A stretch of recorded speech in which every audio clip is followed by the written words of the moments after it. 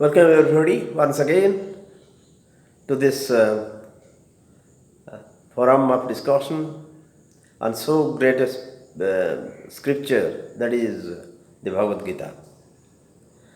Now let's have some discussion on this the Kshatriya Dharma.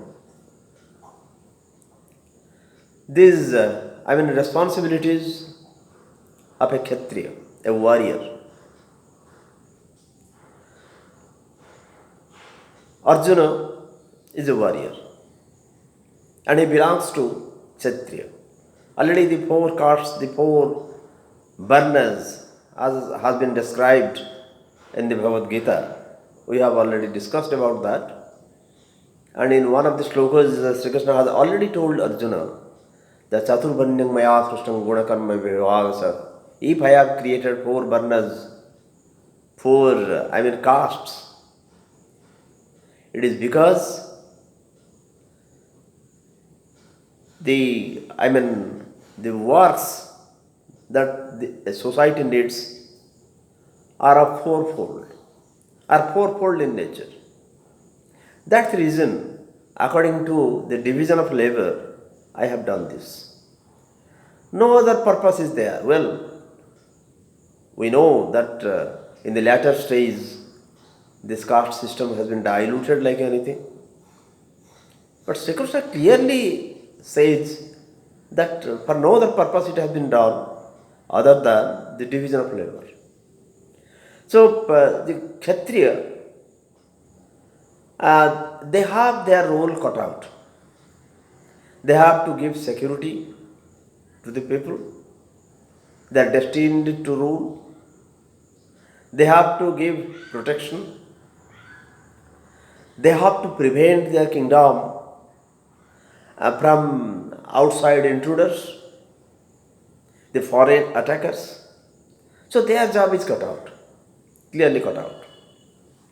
They have to do this. Now, when at Kurukshetra, Arjuna suffers from virtually a nervous breakdown, and he just hurls a flurry of questions to Sri Krishna. And all the questions are a sort of, self-questioning. Many questions he has asked Sri Krishna. Why should I do it?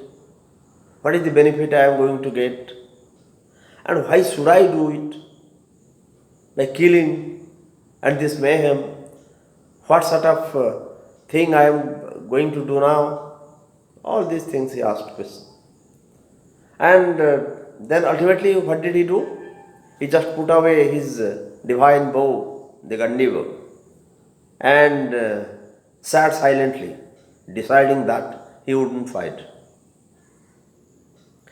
And at that time, Sri Krishna just had a very strong worded rebuke. He rebuked, admonished.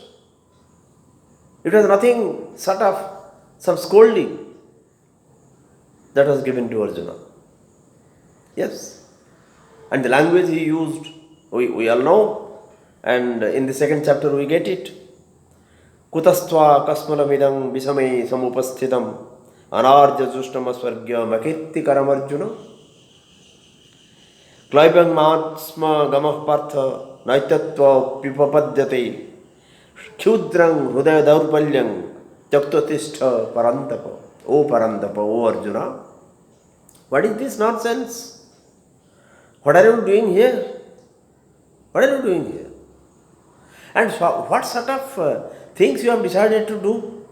And so many expletives Sri Krishna has used here. He says, he addresses Arjuna as Anarja. You are doing things like an Anarja. Anarja means who is not an Aryan, who is not of Aryan origin, maybe something else. And you are behaving like one. Then this is cleaver. Cleavam. You are just behaving like completely a passive person, an inactive person. You have become clever, matter. So what sort of things you are doing? And Hridaya Daurbalyam, the weakness of the heart has come to you. What is this? What is this? And akirtim akirti karamarjuna. You are doing some akirti. It is not a good thing you are doing. You won't be remembered for this act of yours. You say you will give up the fight for good. You won't fight. You won't participate in the battle.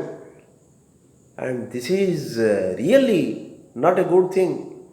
Akirti, it is not a good thing. It is an infamy you are going to be indulged in. The posterity will not remember you with this. So, such type of words he has used. Now, yes, Arjuna was a warrior, Kshatriya.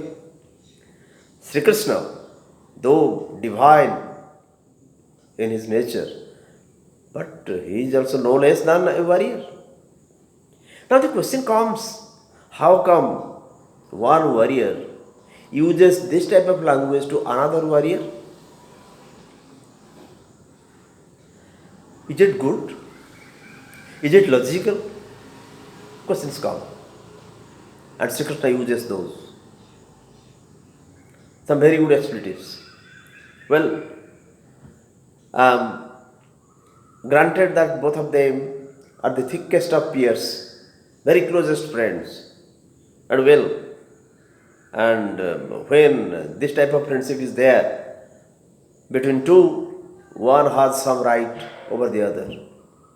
One can take certain liberties to speak something very freely to the other. But again, there must be some decency. Well, later in some chapters also Sri Krishna has clarified who is a good man, who is a suferish, other things are there. But here for the first time he uses this. Because it was a necessity. He wanted to remind the Kshatriya Dharma to Arjuna. He just wanted to remind, Arjuna, what are you doing? It is not your Kshatriya Dharma. When you are a Kshatriya, you are committed to your responsibilities. You have certain responsibilities to discharge. You cannot go back on those with the plea, no, I am not going to kill. When you are a king, the people who repose faith in you, trust in you, you have to protect them. That is your foremost duty. And you are telling this, so many people who die, and why should you fight? Now birth and death are something which you cannot do about. You cannot control about. There's something else. And why are you thinking of that? Because this birth and death, these are predestined. And you cannot go on, you see, when somebody dies, it is not his soul that dies. It is his body that perishes. Because this body is made of some perishable articles. Those must go. The body will go.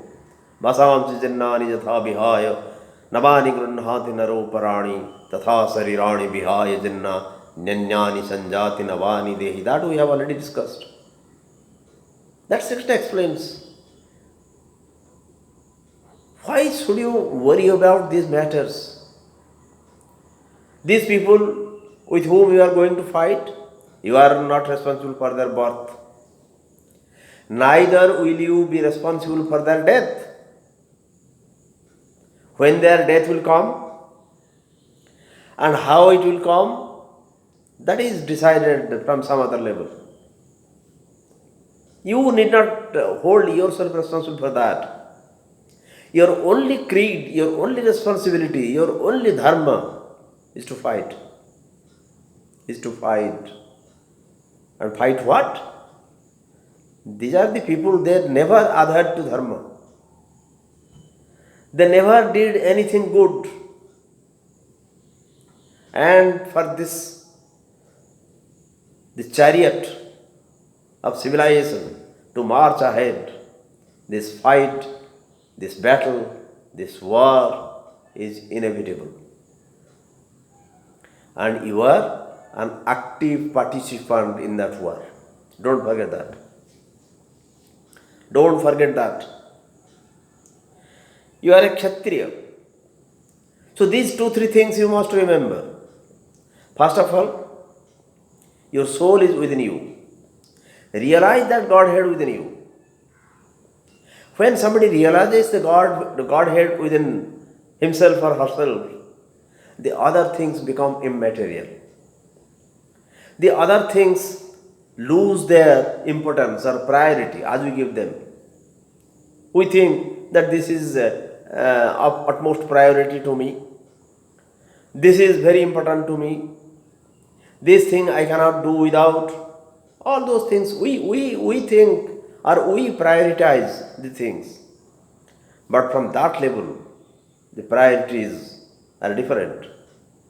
So when a man is able to realize that Godhead within himself, these things will become immaterial. He won't bother about this. And this birth, death, and other things, who are you to think of?